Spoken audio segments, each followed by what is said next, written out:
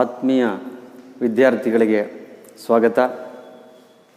ನನ್ನ ಹೆಸರು ಸಿದ್ದರಾಜಪ್ಪ KS.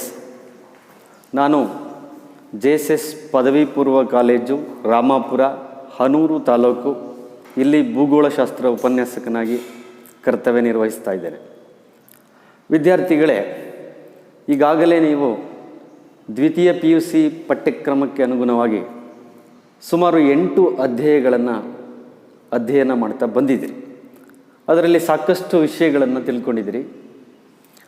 ಮತ್ತು ದ್ವಿತೀಯ PUC ಪಠ್ಯಕ್ಕೆ ಅನುಗುಣವಾಗಿ 9ನೆಯ ಅಧ್ಯಾಯವಾಗಿರತಕ್ಕಂತಹ ಖನಿಜ ಮತ್ತು ಶಕ್ತಿ ಸಂಪನ್ಮೂಲಗಳು ಅನ್ನುವಂತಹ ಪಾಠದಲ್ಲೂ ಕೂಡ ನೀವು ಖನಿಜಗಳು ಅಂದರೇನು, ಖನಿಜಗಳ ವಿಧಗಳು,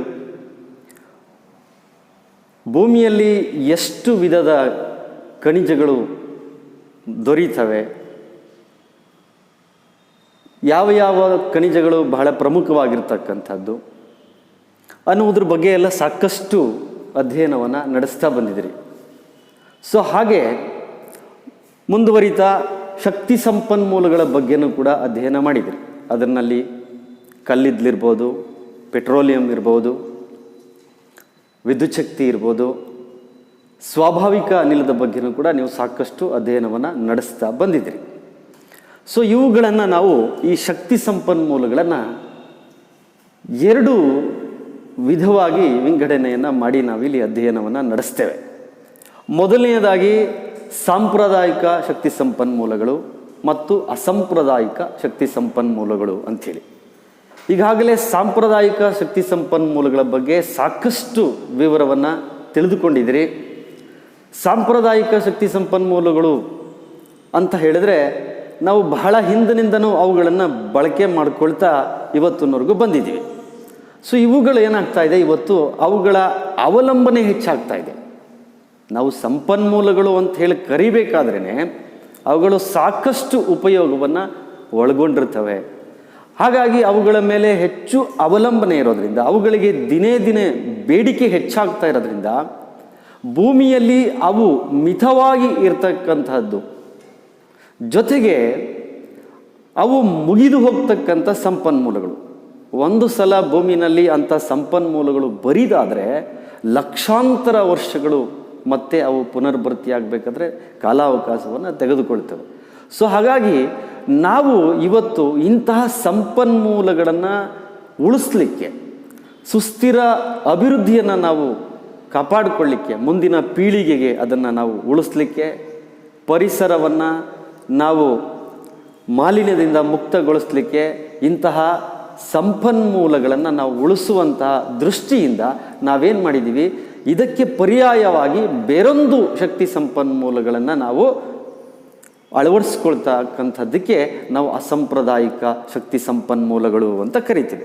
ನಾವಿಲ್ಲಿ ಒಂದೇ ವಾಕ್ಯದಲ್ಲಿ ಹೇಳೋದಾದರೆ ಅಸಾಂಪ್ರದಾಯಿಕ ಶಕ್ತಿ ಸಂಪನ್ಮೂಲಗಳು ಅಂದರೆ ಏನು? ಪಳೆಯುಳಿಕೆ ಇಂಧನಗಳು, ಖನಿಜಗಳು ಮತ್ತು ಪರಿಸರ ಮಾಲಿನ್ಯವನ್ನು ಉಂಟು ಮಾಡತಕ್ಕಂಥ ಸಂಪನ್ಮೂಲಗಳನ್ನು ಹೊರತುಪಡಿಸಿ ನಾವು ಅದಕ್ಕೆ ಪರ್ಯಾಯವಾಗಿ ಬೇರೊಂದು ಶಕ್ತಿ ಸಂಪನ್ಮೂಲಗಳನ್ನು ಬಳಸ್ತಕ್ಕಂಥದ್ದು. ಉದಾಹರಣೆಗೆ ಸೌರಶಕ್ತಿ, ಪವನಶಕ್ತಿ, ಜೈವಿಕ ಅನಿಲ, ಸಮುದ್ರದ ಅಲೆಗಳು, ಜೈವಿಕ ರಾಶಿ, ಭೂಷ್ಣೀಯ ಶಕ್ತಿ, ಹೀಗೆ ಮೊದಲಾದಂತಹ ಅಸಾಂಪ್ರದಾಯಿಕ ಶಕ್ತಿ ಸಂಪನ್ಮೂಲಗಳನ್ನು ನಾವು ಬಳಸ್ಕೊಳ್ತೀವಿ.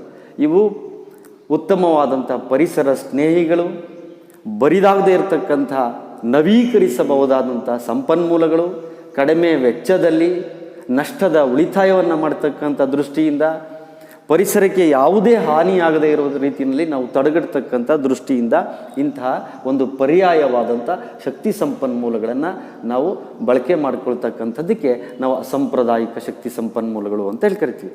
ಇವತ್ತು ಜಾಗತಿಕ ಮಟ್ಟದಲ್ಲಿ ಸಾಕಷ್ಟು ಪೈಪೋಟಿಯನ್ನು ನೋಡ್ತಾ ಇದ್ದೀವಿ ನಾವು. ಅನೇಕ ಹೊಸ ಹೊಸ ಕೈಗಾರಿಕೆಗಳು, ಕೈಗಾರಿಕೀಕರಣ, ನಗರೀಕರಣ, ಹೀಗೆ ಹಲವಾರು ಉದ್ದೇಶಗಳಿಂದ ಏನಾಗಿದೆ, ಶಕ್ತಿ ಸಂಪನ್ಮೂಲಗಳ ಮೇಲೆ ಸಾಕಷ್ಟು ಬೇಡಿಕೆ ಕಂಡು ಬರ್ತಾ ಇದೆ.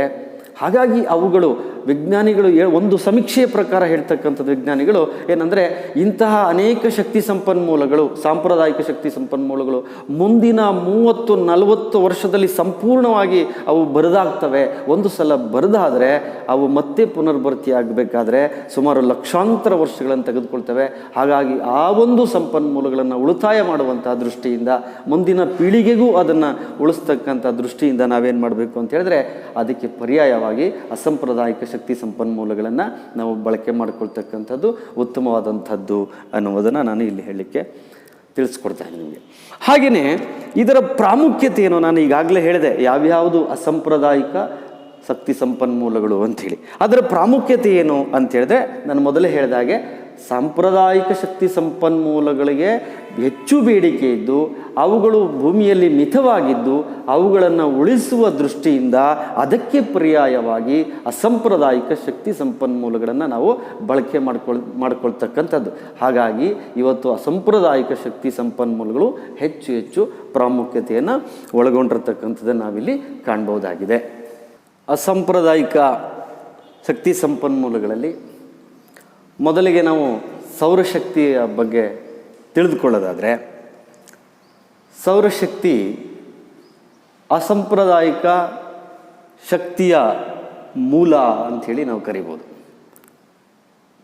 ಸೂರ್ಯನ ಶಾಖ ಪ್ರತಿಯೊಂದು ಜೀವಿಗಳು ಅಥವಾ ಜಗತ್ತಿನ ಯಾವುದೇ ಒಂದು ಅಂಶವೂ ಕೂಡ ಚೈತನ್ಯದಾಯಕವಾಗಿರಲಿಕ್ಕೆ ಬಹಳ ಪ್ರಮುಖವಾಗಿರ್ತಕ್ಕಂಥ ಒಂದು ಮೂಲ ಆಕಾರ ಅಂಥೇಳಿ ನಾವು ಕರಿಬೋದು.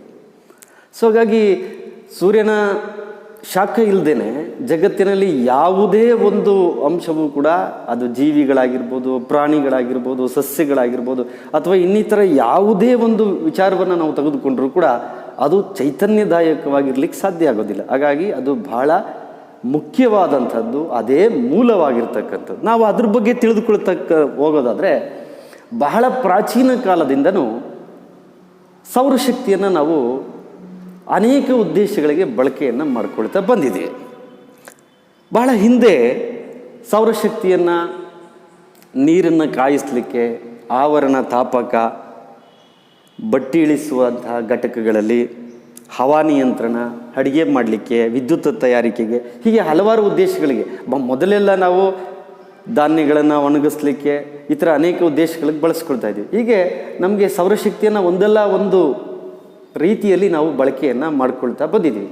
ಆದರೆ ಇತ್ತೀಚೆಗೆ ಯಾವಾಗ ಸಾಂಪ್ರದಾಯಿಕ ಶಕ್ತಿ ಸಂಪನ್ಮೂಲಗಳು ಬರದಾಗ್ತವೆ ಅನ್ನುವಂಥ ಅಂಶ ನಮ್ಮ ವಿವೇಚನೆಗೆ ಬಂದಾಗ ನಾವೇನು ಮಾಡಿದ್ವಿ, ಸೌರಶಕ್ತಿಯನ್ನು ಹೆಚ್ಚು ಬಳಕೆ ಮಾಡಿಕೊಳ್ತಕ್ಕಂಥ ನಿಟ್ಟಿನಲ್ಲಿ ಸಾಗ್ತಾ ಇದ್ದೀವಿ. ಸೊ ಹಾಗಾಗಿ ಭಾರತವು ಒಂದು ಉಷ್ಣವಲಯದ ರಾಷ್ಟ್ರ. ಸೊ ಇಲ್ಲಿ ಮಾನ್ಸೂನ್ ಮಾರುತಗಳ ಕಾಲವನ್ನು ಬಿಟ್ಟರೆ ವರ್ಷದಲ್ಲಿ ಸುಮಾರು 300ರಿಂದ 330 ದಿನಗಳು ಸೂರ್ಯನ ಪ್ರಕಾಶಮಾನವಿರ್ತಕ್ಕಂಥದ್ದನ್ನು ನಾವು ಕಾಣ್ಬೋದಾಗಿದೆ. ಹಾಗೆಯೇ ಪೃಥ್ವಿ ಅಂದರೆ ಭೂಮಿಯ ಮೇಲಿನ ವಾಯುಗೋಳ ಪ್ರತಿ ಚದುರ ಮೀಟರ್ಗೆ ಸುಮಾರು 1350 ಕಿಲೋವ್ಯಾಟ್ನಷ್ಟು ಸೌರ ಶಕ್ತಿಯನ್ನು ಪಡ್ಕೊಳ್ತಕ್ಕಂಥದ್ದು ನಮಗೆ ಗೊತ್ತಾಗಿದೆ. ಹಾಗೆಯೇ ಭಾರತ ಒಂದು ದಿನಕ್ಕೆ ಸುಮಾರು 2.2 ಟ್ರಿಲಿಯನ್ ಕಿಲೋವ್ಯಾಟ್ನಷ್ಟು ಸೌರಶಾಖವನ್ನು ಪಡ್ಕೊಳ್ತದೆ. ಬಹಳ ಮುಖ್ಯವಾಗಿ ರಾಜಸ್ಥಾನ ರಾಜ್ಯ ಏನಿದೆ, ಅಲ್ಲಿ ವರ್ಷದ ಎಲ್ಲ ಕಾಲ, ಹೆಚ್ಚು ಕಡಿಮೆ ವರ್ಷದ ಎಲ್ಲ ಅವಧಿನಲ್ಲೂ ಮೋಡರಹಿತ ಆಕಾಶವಿರ್ತಕ್ಕಂಥದ್ದನ್ನು ನಾವು ಕಾಣ್ಬೋದಾಗಿದೆ.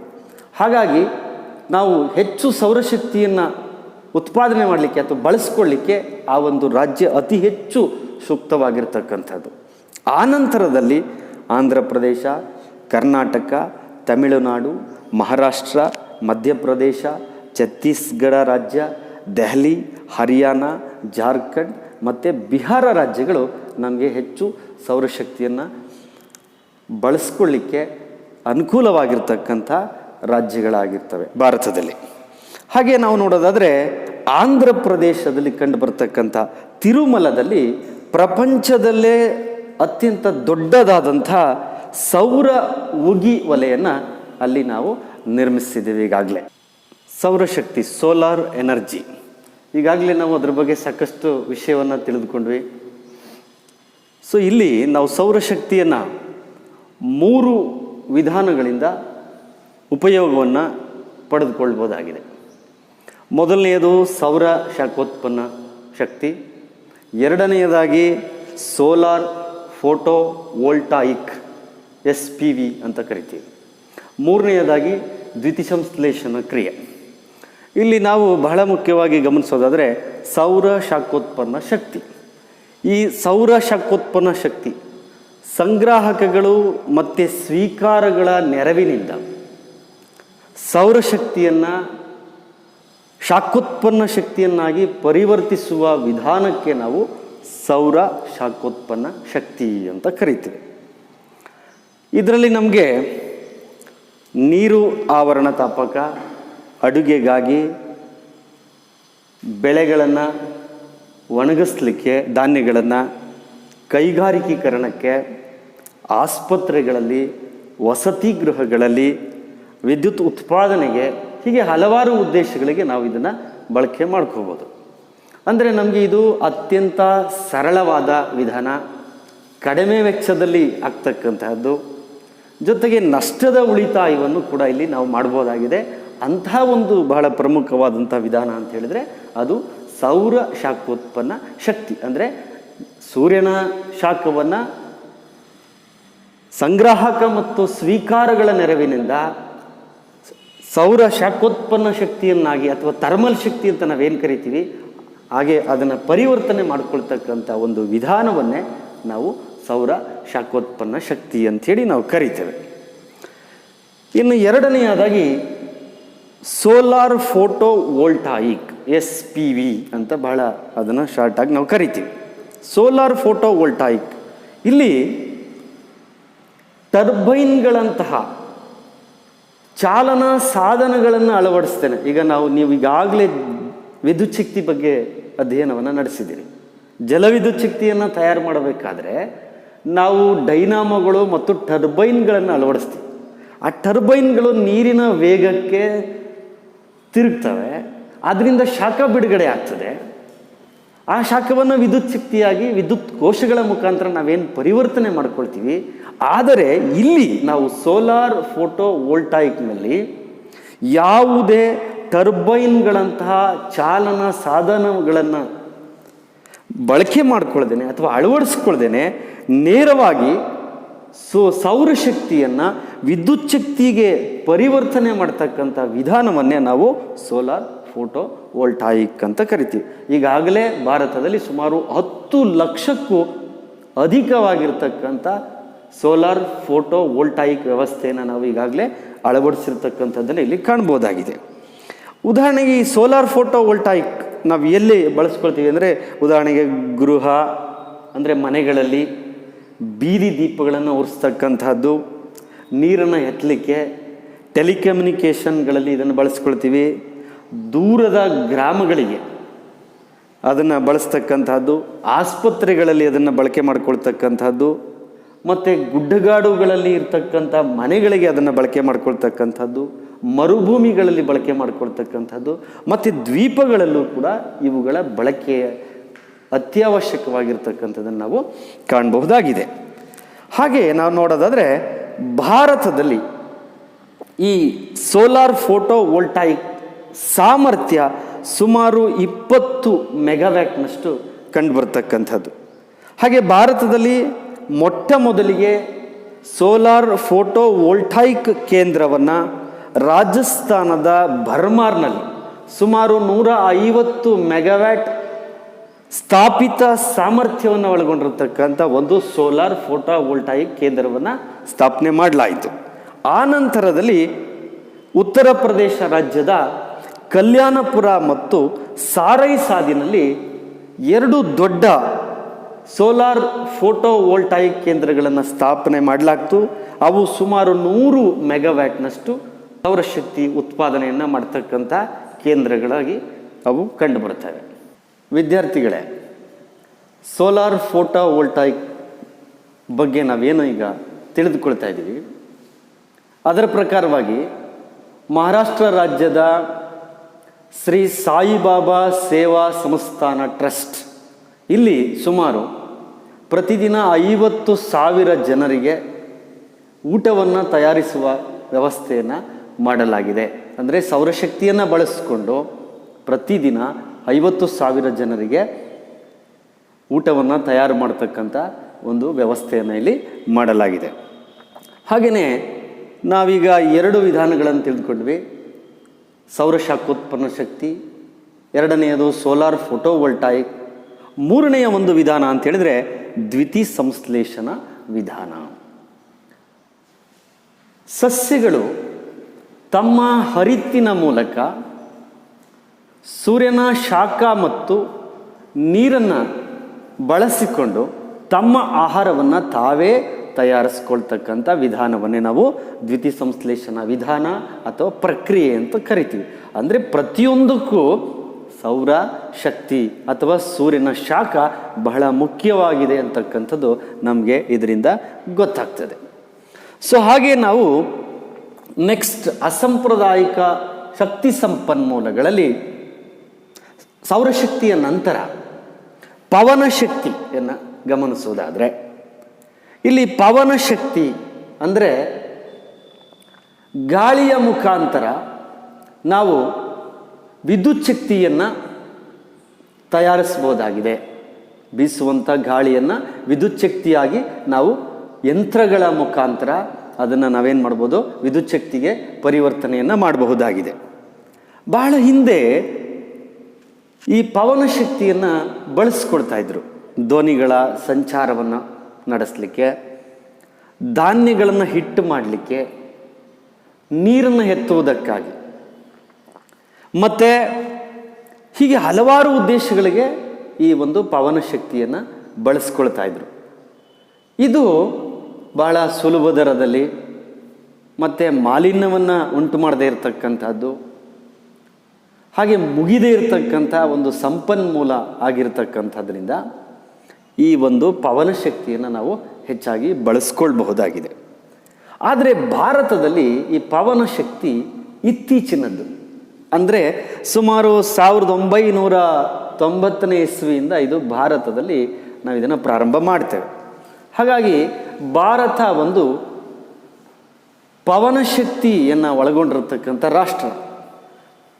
ಈ ನಮ್ಮಲ್ಲಿ ಸುಮಾರು 45,000 ಮೆಗಾವ್ಯಾಟ್ನಷ್ಟು ಪವನ ಶಕ್ತಿ ಕಂಡು ಬರ್ತೈತೆ ಅಂತಕ್ಕಂಥ ಒಂದು ಅಂದಾಜಿದೆ. ಹಾಗಾಗಿ ಎಲ್ಲೆಲ್ಲಿ ಈ ಪವನ ಶಕ್ತಿ ಹೆಚ್ಚಾಗಿ ಯಾವ್ಯಾವ ರಾಜ್ಯಗಳಲ್ಲಿ ಕಂಡು ಬರ್ತದೆ ಅಂತ ಹೇಳಿದ್ರೆ, ತಮಿಳುನಾಡಿನಲ್ಲಿ, ಗುಜರಾತ್ನಲ್ಲಿ, ಮಹಾರಾಷ್ಟ್ರದಲ್ಲಿ, ಕರ್ನಾಟಕದಲ್ಲಿ, ರಾಜಸ್ಥಾನದಲ್ಲಿ, ಮಧ್ಯಪ್ರದೇಶದಲ್ಲಿ, ಆಂಧ್ರ ಪ್ರದೇಶದಲ್ಲಿ, ಕೇರಳ ರಾಜ್ಯದಲ್ಲಿ ಮತ್ತು ಒರಿಸ್ಸಾ ರಾಜ್ಯದಲ್ಲಿ ಹೆಚ್ಚಾಗಿ ಕಂಡು ಬರ್ತದೆ.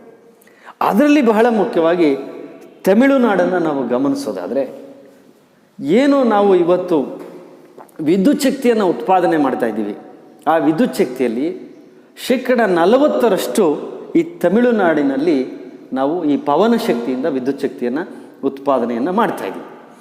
ಎರಡನೆಯದಾಗಿ ಗುಜರಾತ್ ರಾಜ್ಯದಲ್ಲಿ, ಅಲ್ಲಿನ ರಾಜ್ಯ ಸರ್ಕಾರದ ಆಸಕ್ತಿಯ ಫಲವಾಗಿ ಅಲ್ಲಿ ಹೆಚ್ಚು ಪವನ ಶಕ್ತಿಯನ್ನು ಅಭಿವೃದ್ಧಿ ಪಡಿಸ್ಕೊಳ್ಳಿಕ್ಕೆ ಅಲ್ಲಿ ಸಾಧ್ಯ ಆಗ್ತದೆ.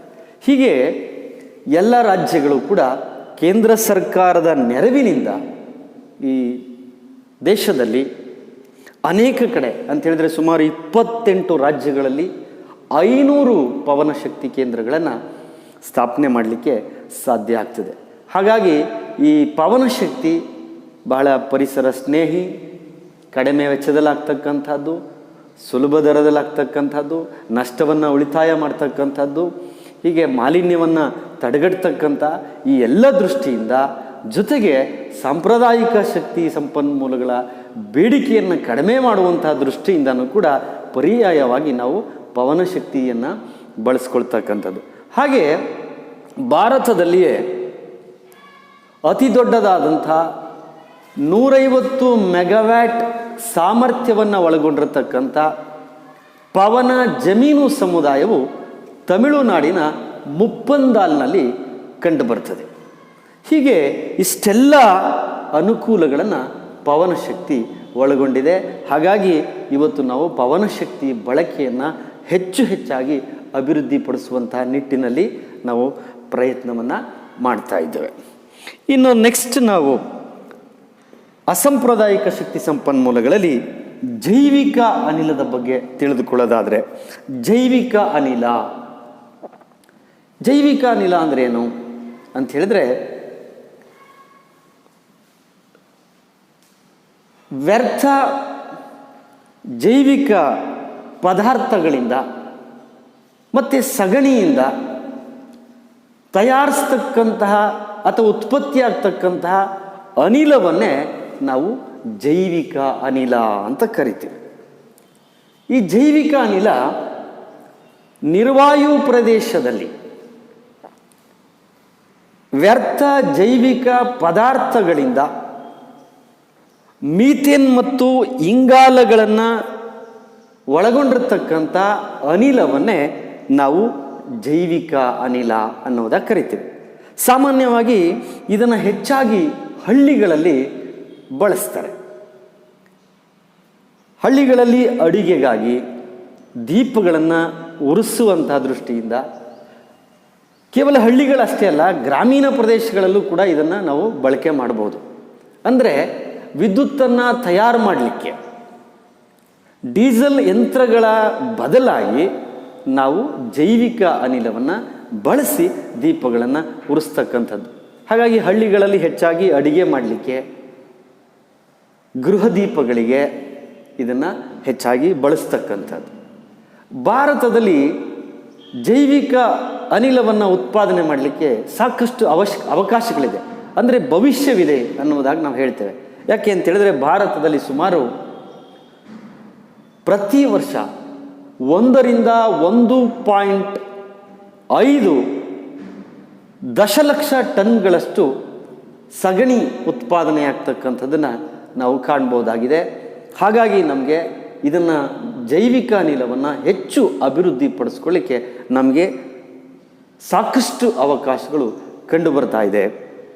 ಸೊ ಹೀಗೆಯೇ ಈ ಜೈವಿಕ ಅನಿಲವನ್ನು ಅಭಿವೃದ್ಧಿಪಡಿಸುವಂಥ ದೃಷ್ಟಿಯಿಂದ ಭಾರತ ಸರ್ಕಾರವು ಭಾರತೀಯ ನವೀಕರಣ ವಿದ್ಯುತ್ ಅಭಿವೃದ್ಧಿ ಸಂಸ್ಥೆ, ಭಾರತೀಯ ನವೀಕರಣ ವಿದ್ಯುತ್ ಅಭಿವೃದ್ಧಿ ಸಂಸ್ಥೆ IREDA, Indian renewable electrical development authority ಅನ್ನುವಂತಹ ಒಂದು ಸಂಸ್ಥೆಯನ್ನು ನಿರ್ಮಾಣ ಮಾಡಿ, ಅದರ ಮುಖಾಂತರ ಜೈವಿಕ ಅನಿಲವನ್ನು ಸ್ಥಾಪನೆ ಮಾಡುವಂಥ ಆಸಕ್ತಿಯನ್ನು ತೋರ್ತಕ್ಕಂಥ ಜನರಿಗೆ ಈ ಒಂದು ಸಂಸ್ಥೆಯ ಮುಖಾಂತರ ಕಡಿಮೆ ಬಡ್ಡಿ ದರದಲ್ಲಿ ಮತ್ತು ಸಬ್ಸಿಡಿಯನ್ನು ನೀಡ್ತಕ್ಕಂಥದ್ದು, ಅವರ ಸಾಲಕ್ಕೆ ಸಬ್ಸಿಡಿಯನ್ನು ನೀಡುವಂಥ ಒಂದು ಯೋಜನೆಯನ್ನು ಹಮ್ಮಿಕೊಂಡು ಹೆಚ್ಚು ಜೈವಿಕ ಅನಿಲದ ಉತ್ಪಾದನೆಯನ್ನು ಮಾಡ್ತಕ್ಕಂತಹ ದೃಷ್ಟಿಯಿಂದ ಸಾಂಪ್ರದಾಯಿಕ ಶಕ್ತಿ ಸಂಪನ್ಮೂಲಗಳ ಅವಲಂಬನೆಯನ್ನು ಕಡಿಮೆ ಮಾಡುವಂತಹ ದೃಷ್ಟಿಯಿಂದ ಪರಿಸರಕ್ಕೆ ಆಗ್ತಕ್ಕಂಥ ಹಾನಿಯನ್ನು ತಪ್ಪಿಸ್ತಕ್ಕಂಥ ದೃಷ್ಟಿಯಿಂದ, ಯಾಕೆ ಅಂತ ಹೇಳಿದರೆ ಇದು ಸ್ವಚ್ಛ ಮತ್ತು ಪರಿಸರಕ್ಕೆ ಯಾವುದೇ ಹಾನಿಯನ್ನು ಮಾಡ್ತಕ್ಕಂಥದ್ದಲ್ಲ. ಹಾಗಾಗಿ ಇದನ್ನು ನವೀಕರಿಸಬಹುದಾದಂಥ ಒಂದು ಸಂಪನ್ಮೂಲ. ಹಾಗಾಗಿ ಭಾರತ ಸರ್ಕಾರ ಏನು ಮಾಡಿದೆ, ಈ ಒಂದು ಸಂಸ್ಥೆಯ ಮುಖಾಂತರ ಸಾಕಷ್ಟು ಸಾಲ ಸೌಲಭ್ಯಗಳನ್ನು ಕಡಿಮೆ ಬಡ್ಡಿ ದರದಲ್ಲಿ ಮತ್ತು ಸಬ್ಸಿಡಿಯನ್ನು ನೀಡುವುದರ ಮುಖಾಂತರ ಅದೇನು ಮಾಡಿದೆ, ಅನೇಕ ಅನುಕೂಲಗಳನ್ನು ಮಾಡಿಕೊಡ್ತಾ ಇದೆ.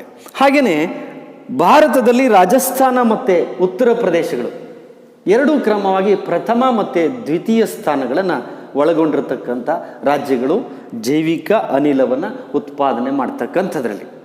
ಹಾಗೆಯೇ ನಾವು ಈ ಎರಡೂ ರಾಜ್ಯಗಳು ಅತಿ ಹೆಚ್ಚು ಜೈವಿಕ ಅನಿಲವನ್ನು ಉತ್ಪಾದನೆ ಮಾಡಿದರೆ, ಇನ್ನಿತರ ಎಲ್ಲ ರಾಜ್ಯಗಳಲ್ಲೂ ಕೂಡ ಇದು ಸಾಕಷ್ಟು ಪ್ರಮಾಣದಲ್ಲಿ ಇತ್ತೀಚೆಗೆ ಬೆಳವಣಿಗೆಯನ್ನು ಹೊಂದುತ್ತಾ ಇರತಕ್ಕಂಥದ್ದನ್ನು ಕೂಡ ನಾವು ಕಾಣಬಹುದಾಗಿದೆ. ಇನ್ನು ಅಸಾಂಪ್ರದಾಯಿಕ ಶಕ್ತಿ ಸಂಪನ್ಮೂಲಗಳಲ್ಲಿ ನಾಲ್ಕನೆಯದಾದಂಥದ್ದು ಭೂ ಉಷ್ಣೀಯ ಶಕ್ತಿ. ಈ ಭೂ ಉಷ್ಣೀಯ ಶಕ್ತಿ ಅಂತ ಹೇಳಿದ್ರೆ ಅಂದರೆ ಭೂ ಉಷ್ಣೀಯ ಅಂದರೆ ಭೂಮಿಯ ಅಂತರಾಳದಲ್ಲಿ ಕಂಡು ಬರ್ತಕ್ಕಂಥ ಆ ಒಂದು ಉಷ್ಣಾಂಶವನ್ನು ಬಳಸ್ಕೊಂಡು ಆ ಶಕ್ತಿಯನ್ನು ಅಥವಾ ಶಾಖವನ್ನು ನಾವು ವಿದ್ಯುತ್ ಶಕ್ತಿಯಾಗಿ ಪರಿವರ್ತನೆ ಮಾಡ್ತಕ್ಕಂಥ ವಿಧಾನವನ್ನು ಭೂ ಉಷ್ಣೀಯ ಶಕ್ತಿ ಅಂತ ಕರಿತೀವಿ. ಅಂದರೆ ಭೂಮಿಯಲ್ಲಿ ಬಿಟ್ಟಿರ್ತಕ್ಕಂಥ ಸೀಳುಗಳ ಮುಖಾಂತರ ಅಲ್ಲಿ ದೊರಕತಕ್ಕಂಥ ಶಾಖವನ್ನು ಬಳಸ್ಕೊಂಡು ನಾವೇನು ಮಾಡ್ತೀವಿ, ಅದನ್ನು ವಿದ್ಯುತ್ ಶಕ್ತಿಯಾಗಿ ಪರಿವರ್ತನೆಯನ್ನು ಮಾಡ್ತಕ್ಕಂಥದ್ದು. ಹೀಗೆ ಇಲ್ಲಿ ಭೂಮಿಯಲ್ಲಿ ಚಿಲುಮೆ ಮತ್ತು ಗೇಜರ್ಗಳ ಮೂಲಕವೂ ಕೂಡ ನಾವು ಈ ಭೂ ಉಷ್ಣೀಯ ಶಕ್ತಿಯನ್ನು ಪಡ್ಕೋಬೋದಾಗಿದೆ. ಹಾಗಾಗಿ ಭೂಗರ್ಭ ಇಲಾಖೆಯ ಸಮೀಕ್ಷೆಯ ಪ್ರಕಾರ ಭಾರತದಲ್ಲಿ ಸುಮಾರು 350ಕ್ಕಿಂತಲೂ ಹೆಚ್ಚು ಬಿಸಿ ನೀರಿನ ಚಿಲುಮೆಗಳು ಕಂಡು ಬರ್ತವೆ ಅನ್ನುವಂಥ ಒಂದು ಸಮೀಕ್ಷೆಯನ್ನು ಈಗಾಗಲೇ ನಡೆಸಲಾಗಿದೆ. ಹಾಗಾಗಿ ಭಾರತದಲ್ಲಿ ಯಾವ ಯಾವ ಪ್ರದೇಶದಲ್ಲಿ ನಮಗೆ ಭೂ ಉಷ್ಣೀಯ ಶಕ್ತಿಯನ್ನು ಹೆಚ್ಚಾಗಿ ಅಭಿವೃದ್ಧಿಪಡಿಸಲಿಕ್ಕೆ ಅವಕಾಶಗಳಿದೆ ಅಂತ ನೋಡೋದಾದರೆ ನಾವು ಮೊದಲನೇದಾಗಿ ಜಮ್ಮು ಕಾಶ್ಮೀರ, ಹಿಮಾಚಲ ಪ್ರದೇಶ, ಉತ್ತರಾಂಚಲ, ಜಾರ್ಖಂಡ್, ಛತ್ತೀಸ್ಗಢ ರಾಜ್ಯ, ಹೀಗೆ ಇಲ್ಲೆಲ್ಲವೂ ಕೂಡ ನಮಗೆ ಸಾಕಷ್ಟು ಭೂ ಉಷ್ಣೀಯ ಶಕ್ತಿಯನ್ನು ಅಭಿವೃದ್ಧಿಪಡಿಸಲಿಕ್ಕೆ ಅವಕಾಶಗಳು ಕಂಡುಬರ್ತಕ್ಕಂಥದ್ದು. ಇಲ್ಲಿ ಮೊಟ್ಟ ಮೊದಲಿಗೆ ಹಿಮಾಚಲ ಪ್ರದೇಶದ ಮಣಿಕರನ್ ಅನ್ನುವಂಥ ಪ್ರದೇಶದಲ್ಲಿ ನಾವು ಭೂ ಉಷ್ಣೀಯ ಶಕ್ತಿಯನ್ನು ಉತ್ಪಾದನೆ ಮಾಡುವಂಥದ್ದು ಕಂಡುಬರ್ತದೆ. ಅದರ ನಂತರ ಜಮ್ಮು ಕಾಶ್ಮೀರದಲ್ಲಿ ಲಡಾಖ್ ಪರ್ವತ ಶ್ರೇಣಿ ಏನಿದೆ ಅಲ್ಲಿ ಕಂಡು ಬರ್ತಕ್ಕಂಥ ಪುಗು ಅನ್ನುವಂಥ ಕಣಿವೆಯಲ್ಲಿ ಪುಗಾ ಕಣಿವೆಯಲ್ಲಿ ಭೂ ಉಷ್ಣೀಯ ಶಕ್ತಿಯನ್ನು ಉತ್ಪತ್ತಿ ಮಾಡ್ಬೋದಾಗಿದೆ. ಮತ್ತು ಛತ್ತೀಸ್ಗಢ ರಾಜ್ಯದ ತಟ್ಟಪಾನಿ ಅನ್ನುವಂಥ ಪ್ರದೇಶದಲ್ಲೂ ಕೂಡ ಭೂ ಉಷ್ಣೀಯ ಶಕ್ತಿಯನ್ನು ಉತ್ಪಾದನೆ ಮಾಡಲಿಕ್ಕೆ ನಮಗೆ ಸಾಕಷ್ಟು ಅವಕಾಶಗಳಿರ್ತಕ್ಕಂಥದ್ದು ಕಂಡುಬರ್ತದೆ. ಸೊ ಇದಿಷ್ಟು ಭೂ ಉಷ್ಣೀಯ ಶಕ್ತಿ ಅಂದ್ರೇನು, ಅದು ಹೇಗೆ ನಾವು ಉತ್ಪಾದನೆ ಮಾಡಬಹುದು ಅನ್ನುವಂಥದ್ರ ಬಗ್ಗೆ ಇರತಕ್ಕಂಥ ಮಾಹಿತಿ. ವಿದ್ಯಾರ್ಥಿಗಳೇ, ಈಗಾಗಲೇ ಅಸಾಂಪ್ರದಾಯಿಕ ಶಕ್ತಿ ಸಂಪನ್ಮೂಲಗಳಲ್ಲಿ ನಾವು ಅನೇಕ ವಿಚಾರಗಳನ್ನು ತಿಳಿದುಕೊಂಡ್ವಿ. ನಂತರ ಉಬ್ಬರವಿಳಿತ ಶಕ್ತಿ ಬಗ್ಗೆನೂ ಇಲ್ಲಿ ನಾವು ತಿಳಿದುಕೊಳ್ತಾ ಹೋಗೋಣ. ಇಲ್ಲಿ ಉಬ್ಬರವಿಳಿತ ಶಕ್ತಿ ಅಂತ ಹೇಳಿದಾಗ ಭೂಮಿಯ ಮೇಲೆ ಇರ್ತಕ್ಕಂಥ ಜಲಭಾಗ ಅಂತ ಹೇಳಿದರೆ ಸಾಗರ, ಸಮುದ್ರಗಳಲ್ಲಿ ನೀರು ಸೂರ್ಯನ ಆಕರ್ಷಣೆಗೆ ಒಳಪಟ್ಟು ಪ್ರತಿನಿತ್ಯ ಅಲ್ಲಿ ಉಬ್ಬರವಿಳಿತಗಳು ಕಾಣಿಸ್ಕೊಳ್ತವೆ. ಅಂದರೆ ನೀವು ಉಬ್ಬರ ಉಂಟಾದಾಗ ಅದು ಮುಂದಕ್ಕೆ ಚಲನೆ ಆಗ್ತದೆ, ಇಳಿಕೆ ಆದಾಗ ಅದು ಕುಗ್ಗುತ್ತೆ, ನೀರಿನ ಪ್ರಮಾಣ ಕುಗ್ಗುತ್ತಾ ಹೋಗ್ತದೆ. ಅಂದರೆ ಇವೆರಡರ ನಡುವೆ ಸಾಕಷ್ಟು ಅಂತರವಿರ್ತದೆ, ಉಬ್ಬರ ಮತ್ತು ವಿಳಿತಗಳ ನಡುವೆ. ಇದರಿಂದ ನಾವು ಈ ಉಬ್ಬರವಿಳಿತ ಶಕ್ತಿಯನ್ನು ಬಳಸಿಕೊಂಡು ವಿದ್ಯುತ್ ಶಕ್ತಿಯನ್ನು ನಾವು ಉತ್ಪಾದನೆ ಮಾಡಬಹುದಾಗಿದೆ. ಸೊ ಹಾಗಾಗಿ ಭಾರತದಲ್ಲಿ ಸಾಕಷ್ಟು ವಿಶಾಲವಾದ ತೆರೆದ ಸಮುದ್ರ ಕಂಡುಬರುವಂಥ ದೃಷ್ಟಿಯಿಂದ ನಮಗೆ ಉಬ್ಬರವಿಳಿತ ಶಕ್ತಿಯನ್ನು ಉತ್ಪಾದನೆ ಮಾಡಲಿಕ್ಕೆ ಸಾಕಷ್ಟು ಅವಕಾಶಗಳಿದೆ. ಆದರೂ ಕೂಡ ತೆರೆದ ಸಮುದ್ರಕ್ಕಿಂತ ಅಳಿವೆಗಳು ಈ ಉಬ್ಬರವಿಳಿತ ಶಕ್ತಿಯನ್ನು ನಾವು ಉತ್ಪಾದನೆ ಮಾಡಲಿಕ್ಕೆ ಹೆಚ್ಚು ಸೂಕ್ತವಾಗಿರ್ತವೆ. 1000ರಿಂದ 9000 ಮೆಗಾವ್ಯಾಟ್ನಷ್ಟು ಉಬ್ಬರವಿಳಿತ ಶಕ್ತಿಯನ್ನು ಉತ್ಪಾದನೆ ಮಾಡುವಂಥ ಸಾಮರ್ಥ್ಯ ಭಾರತದಲ್ಲಿ ಕಂಡುಬರ್ತಕ್ಕಂಥದ್ದು. ಹಾಗೆ ಇಲ್ಲಿ ಬಹಳ ಮುಖ್ಯವಾಗಿ ಭಾರತದಲ್ಲಿ ಗುಜರಾತಿನ ಕಚ್ ಮತ್ತು ಖಂಭಾತಕಾರಿ, ಪಶ್ಚಿಮ ಬಂಗಾಳದ ಸುಂದರಬನ, ಅಂಡಮಾನ್ ಮತ್ತು ನಿಕೋಬಾರ್, ಹಾಗೆ ಲಕ್ಷದ್ವೀಪ, ಇಲ್ಲಿ ನಾವು ಈ ಭಾಗಗಳಲ್ಲಿ ಹೆಚ್ಚು ಉಬ್ಬರವಿಳಿತ ಶಕ್ತಿಯನ್ನು ಉತ್ಪಾದನೆ ಮಾಡ್ತಕ್ಕಂಥ ಸಾಮರ್ಥ್ಯ ನಮಗೆ ಇಲ್ಲಿ ಕಂಡುಬರ್ತಕ್ಕಂಥದ್ದು. ಸೊ ಹಾಗಾಗಿ ಈ ಉಬ್ಬರವಿಳಿತ ಶಕ್ತಿಯು ಕೂಡ ಅಸಾಂಪ್ರದಾಯಿಕ ಶಕ್ತಿ ಸಂಪನ್ಮೂಲಗಳಲ್ಲಿ ಭಾಳ ಪ್ರಮುಖವಾದಂಥದ್ದು.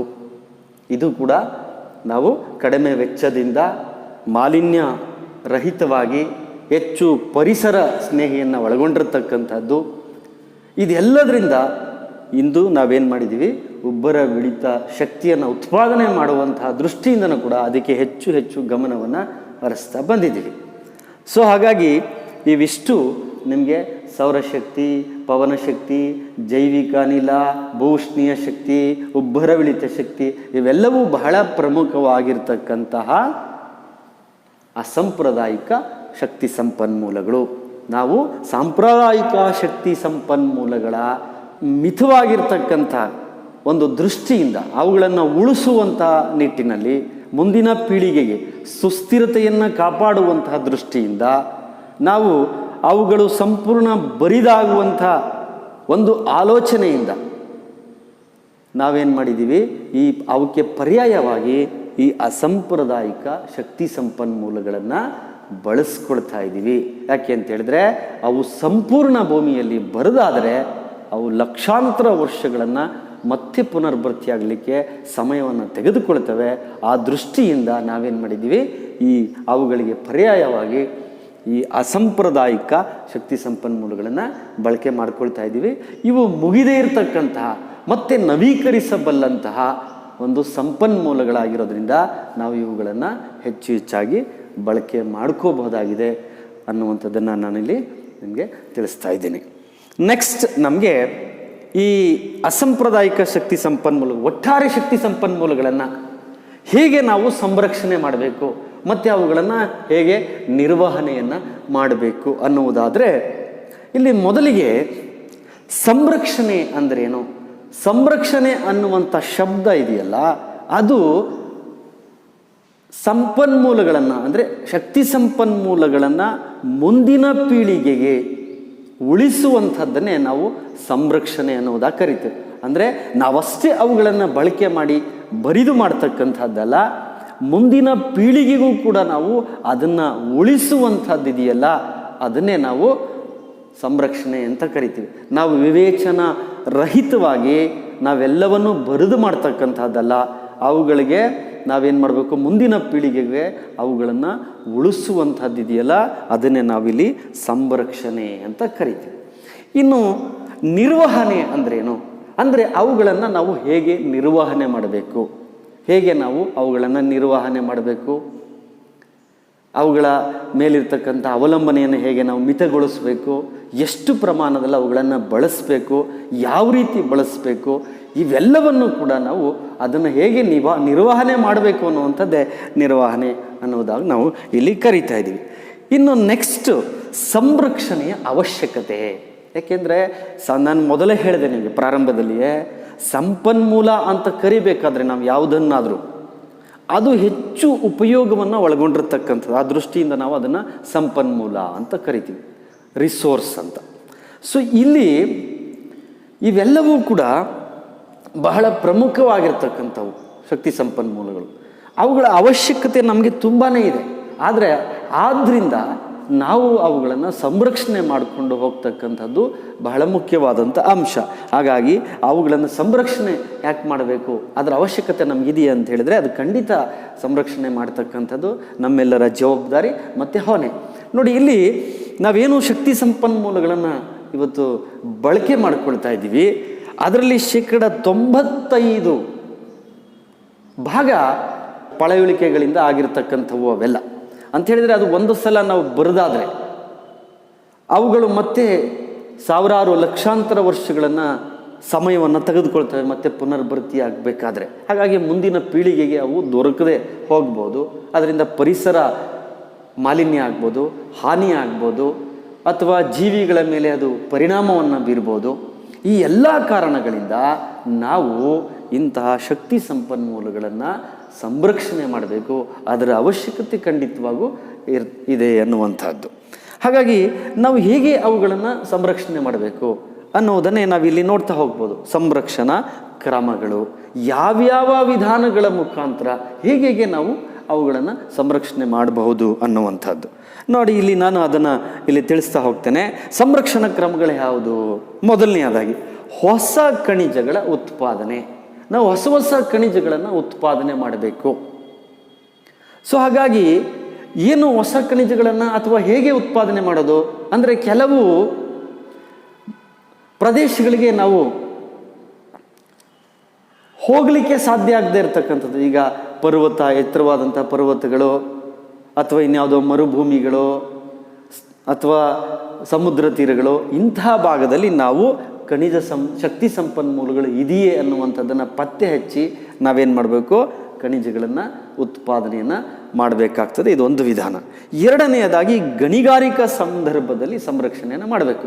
ಗಣಿಗಾರಿಕೆಯನ್ನು ಮಾಡುವಾಗ ಪರಿಸರಕ್ಕೆ ಹಾನಿಯಾಗದೇ ಇರೋ ರೀತಿಯಲ್ಲಿ ನಾವು ಗಣಿಗಾರಿಕೆಯನ್ನು ಮಾಡಬೇಕಾಗ್ತದೆ. ಜೊತೆಗೆ ಗಣಿಗಾರಿಕಾ ಸಂದರ್ಭದಲ್ಲಿ ಕೆಲವೊಂದು ಖನಿಜ ಸಂಪನ್ಮೂಲಗಳು ಬೆಂಕಿಯ ಅನಾಹುತಕ್ಕೆ ತುತ್ತಾಗ್ತವೆ, ಈಡಾಗ್ತವೆ. ಅಂಥದ್ದನ್ನು ನಾವು ಎಚ್ಚರಿಕೆಯಿಂದ ನಿರ್ವಹಿಸಬೇಕಾಗ್ತದೆ. ಇನ್ನು ಮೂರನೆಯದಾಗಿ ಪೂರ್ಣ ಪ್ರಮಾಣದ ಖನಿಜಗಳನ್ನು ಹೊರತೆಗೆಯುವುದು. ಇಲ್ಲಿ ಪೂರ್ಣ ಪ್ರಮಾಣದ ಅಂತೇಳಿದ್ರೆ ನಾವು ಖನಿಜಗಳನ್ನು ಹೊರತೆಗಿತಕ್ಕಂಥ ಭೂಮಿಯಿಂದ ಖನಿಜಗಳನ್ನು ಹೊರತೆಗೆಯುವಂಥ ಸಂದರ್ಭದಲ್ಲಿ ಸಂಪೂರ್ಣವಾಗಿ ಖನಿಜಗಳನ್ನು ನಾವು ಹೊರತೆಗಿಬೇಕಾಗ್ತದೆ. ಅದಕ್ಕೆ ಆಧುನಿಕ ತಂತ್ರಜ್ಞಾನವನ್ನು ಬಳಸಿಕೊಂಡು ನಾವು ಖನಿಜಗಳನ್ನು ಹೊರತೆಗೆದು ಅವುಗಳನ್ನು ಸಂಗ್ರಹಿಸಿಟ್ಕೊಂಡ್ರೆ ನಾವು ಅದನ್ನು ಬಳಸಲಿಕ್ಕೆ ಸಾಧ್ಯ ಆಗ್ತದೆ.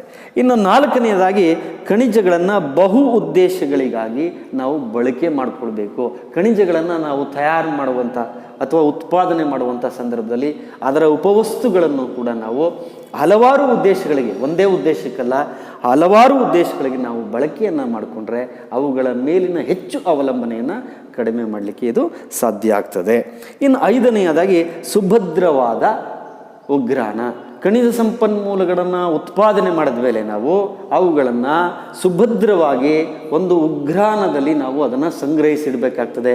ಯಾಕೆ ಅಂತೇಳಿದ್ರೆ ಅವುಗಳ ಮೂಲ ಗುಣಧರ್ಮಗಳಿಗೆ ಯಾವುದೇ ತೊಂದರೆ ಆಗದೇ ಇರೋ ರೀತಿಯಲ್ಲಿ ನಾವು ಅದನ್ನು ಸಂಗ್ರಹಿಸಿ ಇಡಬೇಕಾಗ್ತದೆ. ಇನ್ನು ಆರನೆಯದಾಗಿ ಖನಿಜಗಳ ಪರ್ಯಾಯ ವಸ್ತುಗಳಿಗಾಗಿ ಅನ್ವೇಷಣೆ. ಈಗ ನಾವು ಮೊದಲೇ ಅದನ್ನು ಅಸಾಂಪ್ರದಾಯಿಕ ಶಕ್ತಿ ಸಂಪನ್ಮೂಲಗಳಿಗೆ ಓದಿದ್ವಿ. ಸೊ ಹಾಗಾಗಿ ಇಲ್ಲಿ ನಾವು ಖನಿಜಗಳ ಪರ್ಯಾಯ ವಸ್ತುಗಳಿಗಾಗಿ ನಾವು ಅನ್ವೇಷಣೆಯನ್ನು ಮಾಡ್ತಕ್ಕಂಥದ್ದು ಅಂತೇಳಿದ್ರೆ ಇಲ್ಲಿ ಕಲ್ಲಿದ್ದಲು ಮತ್ತು ಇಂಧನಗಳ ಬದಲಿಗೆ ನಾವು ಪರಮಾಣು ಶಕ್ತಿಯನ್ನು ಬಳಸ್ತಕ್ಕಂಥದ್ದು, ಹಾಗೆಯೇ ಕಬ್ಬಿಣದ ಅದಕ್ಕೆ ಬದಲಾಗಿ ನಾವು ಇನ್ನೇನೋ ಬೇರೆ ಒಂದು ಅಥವಾ ಪ್ಲಾಸ್ಟಿಕ್ಕನ್ನು ಬಳಸ್ತಕ್ಕಂಥದ್ದು. ಹೀಗೆ ಅವಕ್ಕೆ ಪರ್ಯಾಯವಾಗಿ ನಾವು ಬೇರೆ ಶಕ್ತಿ ಸಂಪನ್ಮೂಲಗಳನ್ನು ಬಳಸುವಂಥದ್ದಾಗಬೇಕು. ಆಗ ಅದರ ಮೇಲಿನ ಅವಲಂಬನೆಯನ್ನು ನಾವಿಲ್ಲಿ ಇಲ್ಲಿ ಲೋಹಗಳಿಗೆ ಬದಲಾಗಿ ನಾವು ಪ್ಲಾಸ್ಟಿಕ್ಕನ್ನು ಬಳಸ್ತಕ್ಕಂಥದ್ದು, ಆಗ ಆ ಲೋಹದ ಮೇಲಿನ ಅವಲಂಬನೆ ಕಡಿಮೆ ಆಗ್ತದೆ. ಇನ್ನು ಹಾಗೆಯೇ ಏಳನೆಯದಾಗಿ ಖನಿಜಗಳ ಪುನರ್ಬಳಕೆ. ಖನಿಜಗಳನ್ನು ನಾವು ಬಳಸುವಂಥ ಸಂದರ್ಭದಲ್ಲಿ ಅದನ್ನು ನಾವು ಮತ್ತೆ ಪುನರ್ಬಳಕೆಯನ್ನು ಮಾಡ್ಕೋಬಹುದಾ ಅನ್ನುವಂಥದ್ದನ್ನು ನಾವು ಗಮನಿಸಿ ಅದನ್ನು ವ್ಯರ್ಥವಾಗದೇ ಇರೋ ರೀತಿಯಲ್ಲಿ ನಾವು ಮತ್ತೆ ಆ ಖನಿಜಗಳನ್ನು ಬಳಸ್ಕೊಳ್ತಾ ಹೋಗೋದಾದರೆ ಅದು ನಮಗೆ ಮತ್ತೆ ಉಪಯೋಗಕ್ಕೆ ಬರ್ತಕ್ಕಂಥದ್ದು. ಇನ್ನು ಎಂಟನೆಯದಾಗಿ ಶಕ್ತಿ ಸಂಪನ್ಮೂಲಗಳನ್ನು ಕಚ್ಚಾ ವಸ್ತುವಾಗಿ ಬಳಕೆ ಮಾಡ್ತಕ್ಕಂಥದ್ದು.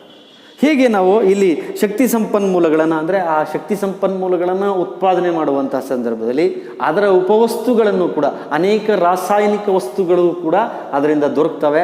ಅವೆಲ್ಲವನ್ನು ಕೂಡ ನಾವು ಶಕ್ತಿ ಸಂಪನ್ಮೂಲಗಳಾಗಿ ನಾವು ಬಳಸ್ಕೋಬೇಕಾಗ್ತದೆ. ಇನ್ನು ಒಂಬತ್ತನೆಯದಾಗಿ ಪರ್ಯಾಯ ವಿದ್ಯುತ್ ಮೂಲದ ಇಂಧನಗಳ ಅಭಿವೃದ್ಧಿ.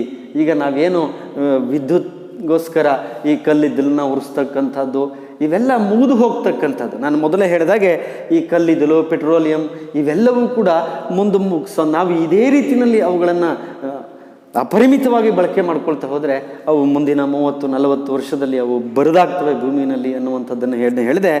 ಆ ರೀತಿಯಾಗಿ ಅದಕ್ಕೆ ಬದಲಾಗಿ ಅಂತಹ ಶಕ್ತಿ ಸಂಪನ್ಮೂಲಗಳಿಗೆ ಬದಲಾಗಿ ನಾವು ಪರ್ಯಾಯವಾಗಿ ಈಗ ಪವನ ಶಕ್ತಿಯನ್ನು ಅಥವಾ ಜೈವಿಕ ಅನಿಲವನ್ನು ಈ ರೀತಿ ಅವುಗಳಿಗೆ ಪರ್ಯಾಯವಾಗಿ ಬಳಸ್ಕೊಂಡಾಗ ಆ ಒಂದು ಖನಿಜ ಸಂಪನ್ಮೂಲಗಳನ್ನು ನಾವು ಉಳಿಸ್ಲಿಕ್ಕೆ ಅದನ್ನು ಸಾಧ್ಯ ಆಗ್ತದೆ. ಇನ್ನು 10ನೆಯದಾಗಿ ಮಾಲಿನ್ಯ ನಿಷೇಧ. ಅಂದರೆ ಗಣಿಗಾರಿಕೆಯನ್ನು ನಡೆಸುವಂಥ ಸಂದರ್ಭದಲ್ಲಿ ಸಾಕಷ್ಟು ಪರಿಸರಕ್ಕೆ ಅದು ಮಾಲಿನ್ಯ ಆಗ್ತಕ್ಕಂಥದ್ದು, ಅದರಿಂದ ಬರ್ತಕ್ಕಂಥ ಧೂಳು, ಶಬ್ದ ಇವೆಲ್ಲವೂ. ಹಾಗಾಗಿ ನಾವು ಮಾಲಿನ್ಯವನ್ನು ನಿಷೇಧ ಮಾಡ್ತಕ್ಕಂಥದ್ದು ಅಂದರೆ ಪರಿಸರಕ್ಕೆ ಯಾವುದೇ ಹಾನಿಯಾಗದ ರೀತಿಯಲ್ಲಿ ಮುನ್ನೆಚ್ಚರಿಕಾ ಕ್ರಮಗಳನ್ನು ಅನುಸರಿಸಿ ನಾವು ಈ ರೀತಿ ನಾವು ಅವುಗಳ ಸಂಪನ್ಮೂಲಗಳನ್ನು ಹೊರತೆಗಿಬೇಕಾಗ್ತದೆ. ಇನ್ನು ಮಿಶ್ರ ಬಳಕೆಯ ಅಗತ್ಯ ಅಂದರೆ ನಾವು ಕೇವಲ ಖನಿಜಗಳನ್ನಷ್ಟೇ, ಈಗ ಯಾವುದೋ ಒಂದು ಉದಾಹರಣೆಗೆ ಚಿನ್ನ ಬಹಳ ಮಿತವಾಗಿ ನಮಗೆ ದೊರಕತಕ್ಕಂಥದ್ದು. ಆ ಚಿನ್ನದ ಜೊತೆಯಲ್ಲಿ ತಾಮ್ರವನ್ನು ಮಿಶ್ರಣ ಮಾಡಿದರೆ ನಾವು ಗೋಲ್ಡ್ ತಾಮ್ರವನ್ನು ಮಿಶ್ರಣ ಮಾಡಿದಾಗ ಅದೇನಾಗ್ತದೆ, ರೋಲ್ಡ್ ಗೋಲ್ಡ್ ಆಗ್ತದೆ. ಹೀಗೆ ಮಿತವಾಗಿರ್ತಕ್ಕಂಥ ಸಂಪನ್ಮೂಲದ ಜೊತೆಯಲ್ಲಿ ಹೇರಳವಾಗಿ ದೊರಕತಕ್ಕಂತಹ ಸಂಪನ್ಮೂಲವನ್ನು ನಾವು ಮಿಶ್ರಣ ಮಾಡಿದಾಗ ಅದನ್ನು ನಾವು ಏನು ಮಾಡ್ಬೋದು, ನಾವು ಅದನ್ನು ಬಳಕೆಯನ್ನು ಮಾಡ್ಕೋಬೋದಾಗಿದೆ. ಇನ್ನು ಭವಿಷ್ಯದ ಶಕ್ತಿಯ ಮೂಲಗಳು ಅಂತ ಕರಿತೀವಿ ನಾವು ಇವನ್ನೆಲ್ಲ. ಯಾವುದು?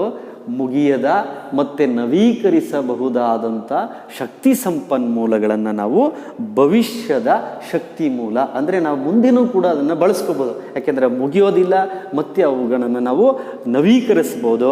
ಹಾಗಾಗಿ ಅವುಗಳನ್ನು ನಾವು ಭವಿಷ್ಯದ ಶಕ್ತಿಯ ಮೂಲ ಅಂತ ಕರಿತೀವಿ. ಇದಿಷ್ಟು ಕೂಡ ನಾವು ಹೇಗೆ ಸಂರಕ್ಷಣೆ ಮಾಡ್ಬೋದು, ಹೇಗೆ ನಾವು ಸಂಪನ್ಮೂಲಗಳನ್ನು ನಿರ್ವಹಣೆ ಮಾಡ್ಬೋದು ಅನ್ನುವಂಥದ್ರ ಬಗ್ಗೆ ಇರತಕ್ಕಂಥ ಮಾಹಿತಿ. ನಾವೀಗಾಗಲೇ ಅಸಾಂಪ್ರದಾಯಿಕ ಶಕ್ತಿ ಸಂಪನ್ಮೂಲಗಳ ಬಗ್ಗೆ ಸಾಕಷ್ಟು ಮಾಹಿತಿಗಳನ್ನು ತಿಳಿದುಕೊಂಡಿದ್ವಿ. ಅದಕ್ಕೆ ಸಂಬಂಧಪಟ್ಟ ಹಾಗೆ ನಿಮಗೆ ಏನೇನು ಪ್ರಶ್ನೆಗಳು ಬರ್ಬೋದು ಅಂತಕ್ಕಂಥದ್ದನ್ನು ನಾನಿಲ್ಲಿ ಈಗಾಗಲೇ ಬರೆದಿದ್ದೀನಿ ನೋಡಿ. ಇಲ್ಲಿ ಮೊದಲಿಗೆ 1 ಅಂಕದ ಪ್ರಶ್ನೆಗಳು. 1 ಅಂಕದ ಪ್ರಶ್ನೆಗಳಲ್ಲಿ ಮೊದಲನೆಯ ಪ್ರಶ್ನೆ ಸೌರಶಕ್ತಿ ಎಂದರೇನು? ಎರಡನೆಯ ಪ್ರಶ್ನೆ ಜೈವಿಕ ಅನಿಲ ಎಂದರೇನು? ಮೂರನೆಯ ಪ್ರಶ್ನೆ ಭೂ ಉಷ್ಣೀಯ ಶಕ್ತಿ ಎಂದರೇನು? ನಾಲ್ಕನೆಯ ಪ್ರಶ್ನೆ ಸಂರಕ್ಷಣೆ ಎಂದರೇನು? ಐದನೆಯ ಪ್ರಶ್ನೆ ಭವಿಷ್ಯದ ಶಕ್ತಿಯ ಮೂಲಗಳು ಯಾವುವು? ಇವು 1 ಅಂಕದ ಪ್ರಶ್ನೆಗಳು. ಈ 1 ಅಂಕದ ಪ್ರಶ್ನೆಗಳಿಗೆ ನೀವೇನು ಮಾಡಬೇಕು ಅಂತ ಹೇಳಿದ್ರೆ, ಒಂದು ಪದ ಅಥವಾ ಒಂದು ವಾಕ್ಯದಲ್ಲಿ ಉತ್ತರವನ್ನು ಬರಿಬೇಕಾಗ್ತದೆ. ಹಾಗೆ ಒಂದು ಪದ ಅಥವಾ ಒಂದು ವಾಕ್ಯದಲ್ಲಿ ಈ ಪ್ರಶ್ನೆಗಳಿಗೆ ಉತ್ತರವನ್ನು ನೀವು ಬರೆದ್ರೆ ಅದು ಸಮರ್ಪಕವಾಗಿರುತ್ತೆ. ಇನ್ನು ನೆಕ್ಸ್ಟ್ 2 ಅಂಕದ ಪ್ರಶ್ನೆಗಳು. ಈ 2 ಅಂಕದ ಪ್ರಶ್ನೆಗಳಲ್ಲಿ ನಾವು ಮೊದಲನೆಯದಾಗಿ ಜೈವಿಕ ಅನಿಲವು ಗ್ರಾಮೀಣ ಪ್ರದೇಶಗಳಿಗೆ ಸೂಕ್ತ ಹೇಗೆ? ಎರಡನೆಯ ಪ್ರಶ್ನೆ ಸೌರಶಕ್ತಿಯನ್ನು ಉಪಯೋಗಿಸುವ ವಿಧಾನಗಳು ಯಾವುವು? ಅಂದರೆ ಯಾವ ವಿಧಾನಗಳ ಮುಖಾಂತರ ನಾವು ಸೌರಶಕ್ತಿಯನ್ನು ಉಪಯೋಗಿಸ್ಕೋಬಹುದು ಅನ್ನುವಂಥದ್ದು ಈ ಪ್ರಶ್ನೆ. ಮೂರನೆಯ ಪ್ರಶ್ನೆ ಪವನಶಕ್ತಿ ಫಾರ್ಮ್ಗಳನ್ನು ಸ್ಥಾಪಿಸಿರುವ ರಾಜ್ಯಗಳನ್ನು ಹೆಸರಿಸಿ. ಅಂದರೆ ಭಾರತದಲ್ಲಿ ಯಾವ ರಾಜ್ಯಗಳಲ್ಲಿ ಪವನಶಕ್ತಿಯನ್ನು ಉತ್ಪಾದನೆ ಮಾಡುವಂಥ ಫಾರ್ಮ್ಗಳನ್ನು ಸ್ಥಾಪನೆ ಮಾಡಿದ್ದಾರೆ ಅನ್ನುವಂಥದ್ದನ್ನು, ಆ ಸ್ಥಳಗಳನ್ನು ಹೆಸರಿಸಬೇಕಾಗ್ತದೆ, ಆ ರಾಜ್ಯಗಳನ್ನು. ಇನ್ನು ನೆಕ್ಸ್ಟ್ 5 ಅಂಕದ ಪ್ರಶ್ನೆಗಳು. 5 ಅಂಕದ ಪ್ರಶ್ನೆಗಳಲ್ಲಿ ಭಾರತದಲ್ಲಿ ಶಕ್ತಿ ಸಂಪನ್ಮೂಲಗಳ ಸಂರಕ್ಷಣೆ ಮತ್ತು ನಿರ್ವಹಣೆಗಳನ್ನು ಕುರಿತು ವಿವರಿಸಿ. ಭಾರತದಲ್ಲಿ ಶಕ್ತಿ ಸಂಪನ್ಮೂಲಗಳ ಸಂರಕ್ಷಣೆ ಮತ್ತು ನಿರ್ವಹಣೆಗಳನ್ನು ಕುರಿತು ವಿವರಿಸಬೇಕಾಗ್ತದೆ. ಹಾಗಾಗಿ ಈ ಪ್ರಶ್ನೆಗಳಿಗೆ ಸಮರ್ಪಕವಾಗಿ ಉತ್ತರವನ್ನು ಬರಿಬೇಕಾಗ್ತದೆ. ಎಲ್ಲರಿಗೂ ಧನ್ಯವಾದಗಳು.